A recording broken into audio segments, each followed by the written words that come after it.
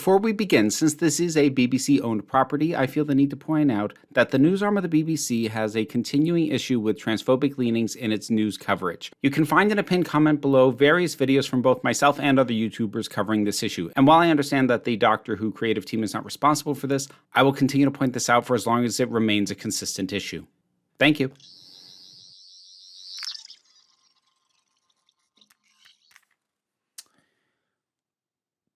I don't know, some sort of stone pun, I guess.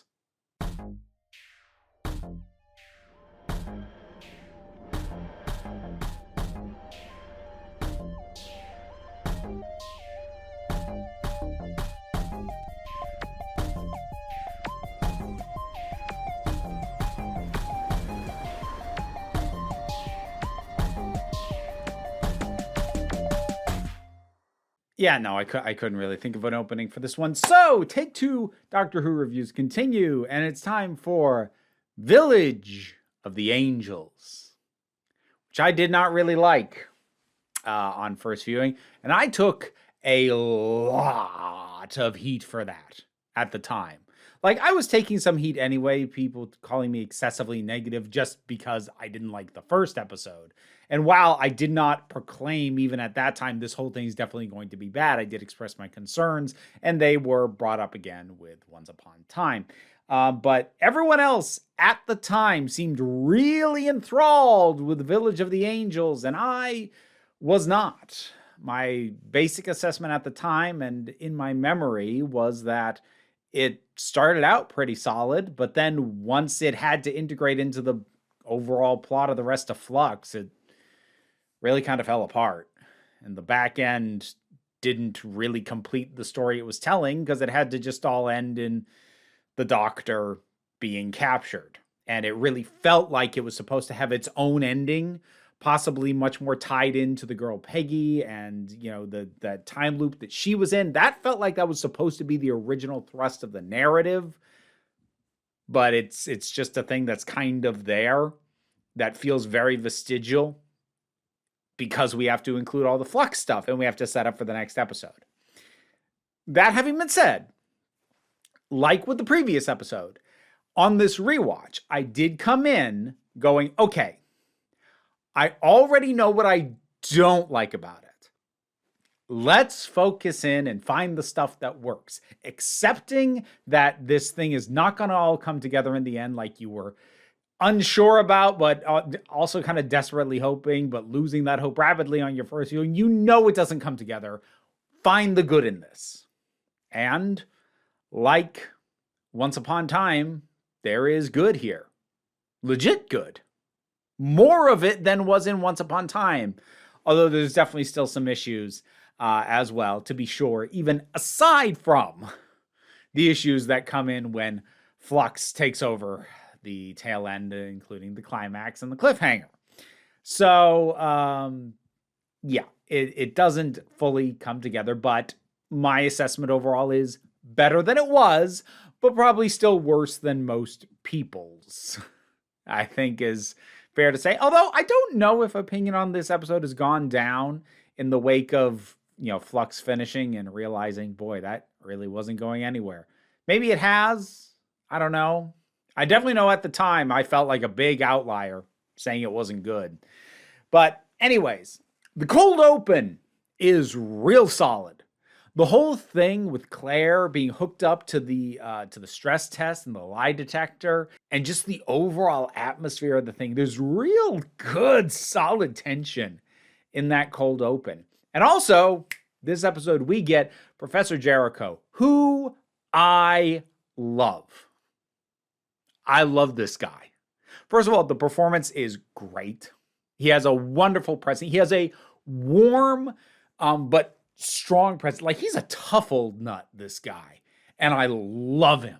And part of how I really, really love him is that at the start, I was so afraid that he was going to be a trope that I cannot stand, which is the snooty straw man scientist. the one who's like, oh, well, it can't be what you say it is because science hasn't verified that, which, that's not how science works. That's straw man science. An actual scientist would be going, okay, this is new, because you know what? New stuff's happening all the time. But the thing is, not only is he not that, given that this is a period piece set in the friggin' 60s, he could have also been massively misogynistic on top of that. Would have fit the period, but he's not. He is questioning, definitely at the start, like, oh, don't be ridiculous. Professor, I am many things, but I'm not ridiculous. But once it's clear what is going on, he's here. He's in. He's prepared to stand up to these frickin' angels. If you think a few stone statues will destroy my equilibrium, you are mistaken. I love him so much. The doctor's going to try and go into Claire's mind. And he's like, wait, let me get the equipment on you first so I can record this. He's like, we might all be about to die, but for the love of God, let me at least try to get something out of this. I love him. I love him so much. And he's like, I'll like him later as well when he reappears, but I love his introduction in this. He's such a good character. Like, he's honestly the kind of character that I can think to myself, he would have made a legitimately good companion, like, for a whole series. He's great. So that is awesome. Overall, a lot of the tension with the angels is quite well handled. The priest counting the graves and, the markers and counting one more than he expects because there's an angel statue in here he doesn't remember seeing before.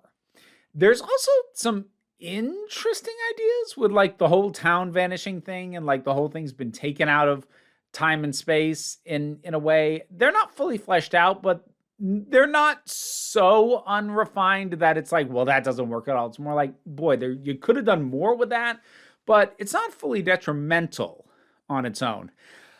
I'm not sure the angels really benefit in this story, at least in particular, from being scaled up in terms of how many of them there are, or at least not as early as it happens. Because, like, say, the siege on the house, when it's Jericho, Claire, and the doctor, I think 3 max would have been fine.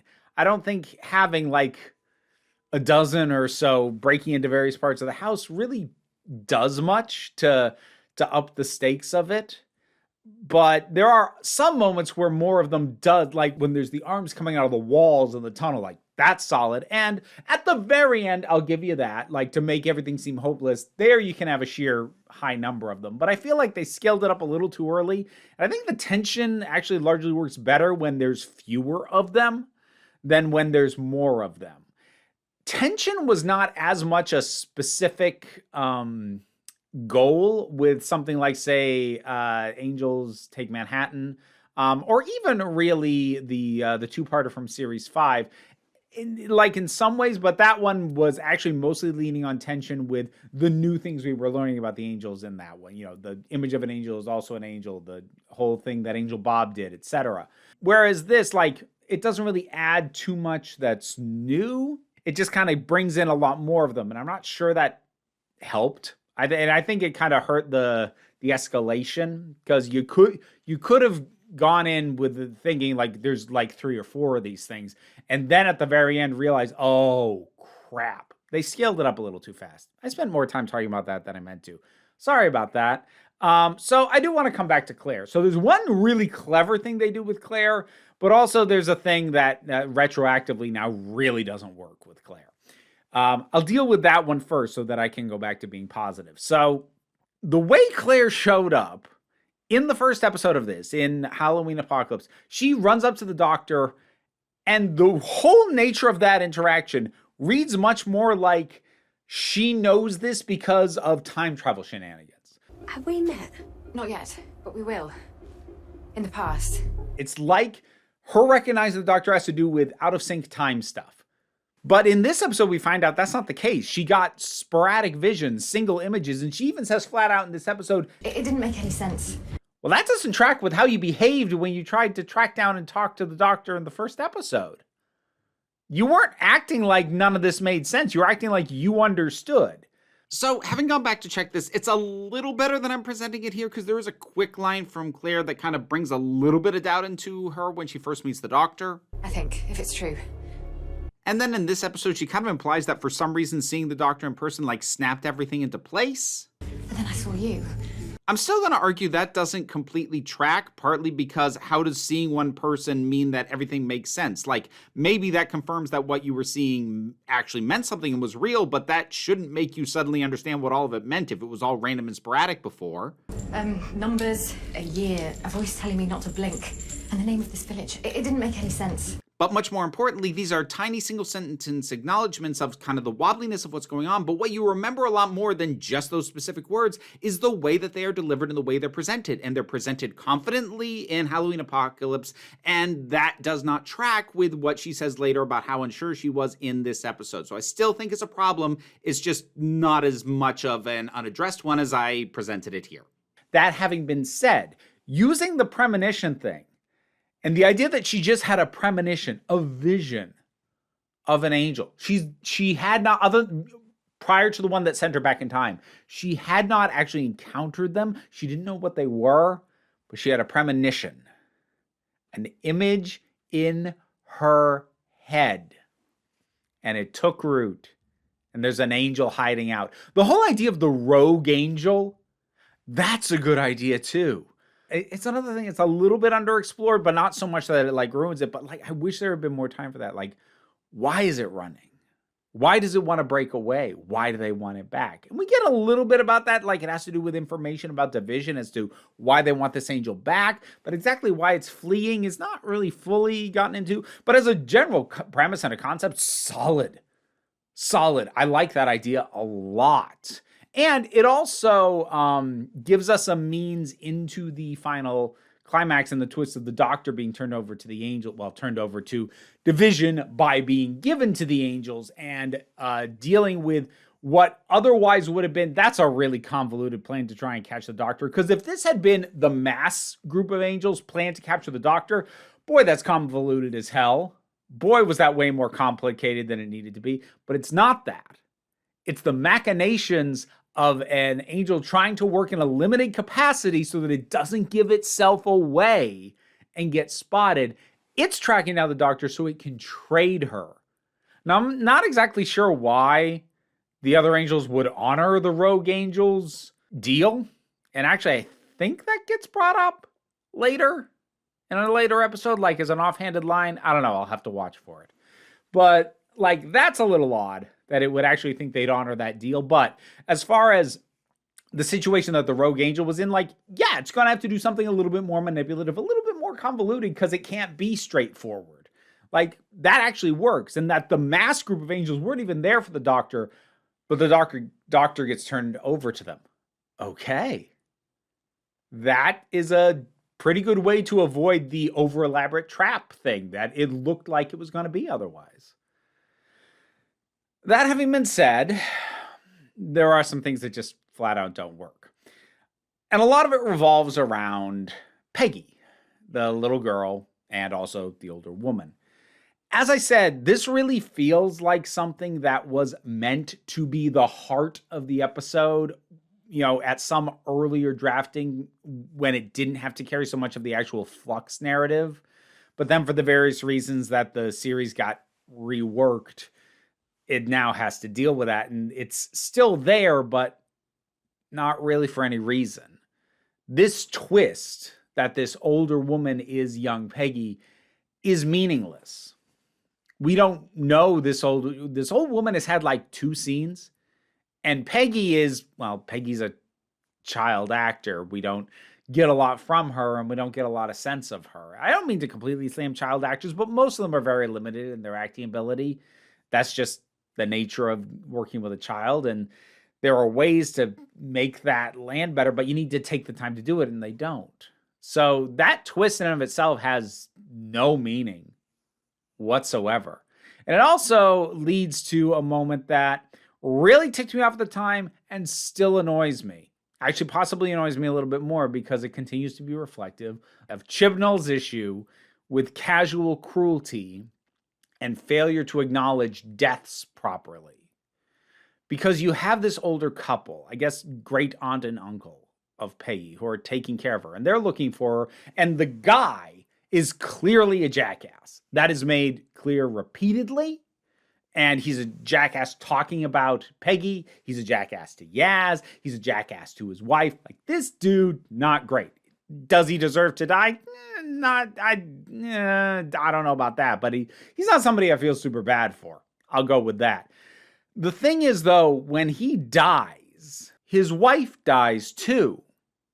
His wife, who it looked like might have been framed as also to some degree a victim of his abuse, because she tried to stand up to him earlier and he just went, "You can't talk to me that way." Would it kill you to say one pleasant thing to her? What do you think gives you the right to speak to me like that, Jude? And the response when both of them die is for this little girl to go, He was never nice to me.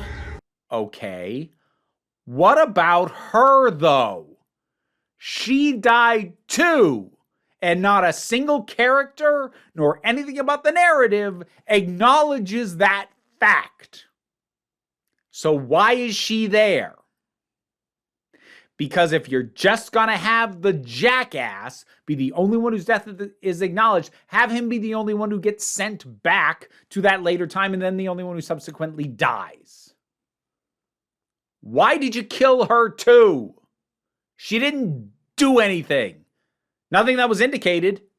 Nothing that would make it in any way fair or make sense for her death to go 100% unacknowledged by the child she was helping raise. She sees two people die and goes, "He was never nice to me." Nothing. That really is my big running issue. With, like, there's a lot of problems I've had with Chibnall's run. The cruelty and the inexplicable lack of an acknowledgement of character death. Because if you're not going to have that death mean anything, why did you bother to characterize her? Why is she here if you're going to act like she didn't matter? Like nobody cares. And not even explain why nobody cares. That stuff really rubs me the wrong way. And Chibnall did it quite a bit. Or variants of something like that. Quite a bit. So, not happy to see it here. Oh, and one other thing about the death of these characters that doesn't make sense. The premise of this is that nobody survives getting sent back twice. That's new because the whole premise of Angels Take Manhattan was that they were sending people back over and over and over and over and over and over again. It didn't come up there, so why now? This doesn't bother me quite as much as it might bug other people, just because I give a little bit of leeway for creators not being 100% beholden to the exact nature of things from a writer who came before them, but it's still not great. Made a little bit worse by the fact that the angels are being dealt with in some of their deeper mythology and things that they could do after their initial introduction, like the image of an angel is an angel thing. So you're taking some of the later additions and ignoring others just so you can facilitate killing these characters that it wasn't necessary to kill in the first place. Why? I don't know. So while I really don't like that, and I feel the ending is kind of weak because it doesn't really serve as a proper climax to this story and instead has to just lead into a story that I don't think works and doesn't really go anywhere, and that does unfortunately take the wind out of the sails of this thing. Prior to when things go off the rail, yeah, it's pretty solid. I still think it's one of the weaker Angel stories, but even a weak Angel story is still a decent story most of the time, and this is. And there are legitimate highlights. The tension in the opening, Professor Jericho just overall, in general. I haven't really talked about the Doctor, Yasmin, and Dan, but they're just kind of running around doing their standard thing for the most part. And it's solid and it works. There's some good stuff here for sure. There's also some of Chibnall's stuff that absolutely drives me off the wall and I can't stand and it ticks me off. And there's just the overall hampering of the having to tie in the main overall Flux story. But setting my frustration about that as far to the side as I can, what's left is pretty good. I get why people liked it. I don't know why people said it was like the best of the last of this in the previous two series, because it's not, even minus the Flux connection issues. It's not, but it's solid. It's pretty good. Yeah. So, yeah, that's my opinion raised. Certainly nowhere near what people were telling me it was back when it aired, but yeah, that'll do. Village of the Angels. Have you rewatched it? What'd you think about it? Whatever your thoughts are, drop something down in the comments. Let's talk about it. Patreon pays the bills and enables me to do this as my living. There's also links to other stuff in the description that I do or that I have available, like merch, books, blah, blah, blah, blah, blah, blah, blah. Don't worry too much about that, though. What I really want you to remember is that you are beautiful, you are valid, and you are loved. You are the council. I'm just running the meetings. And until next time, this council is adjourned.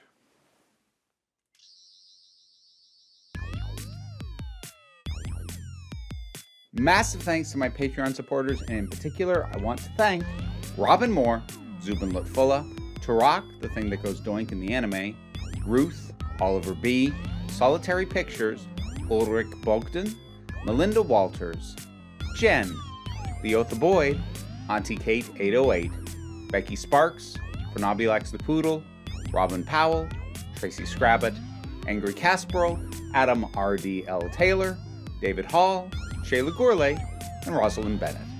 Thanks for your support. You can get your name in the credits too if you feel like hearing me possibly struggle with it for several times before getting it right.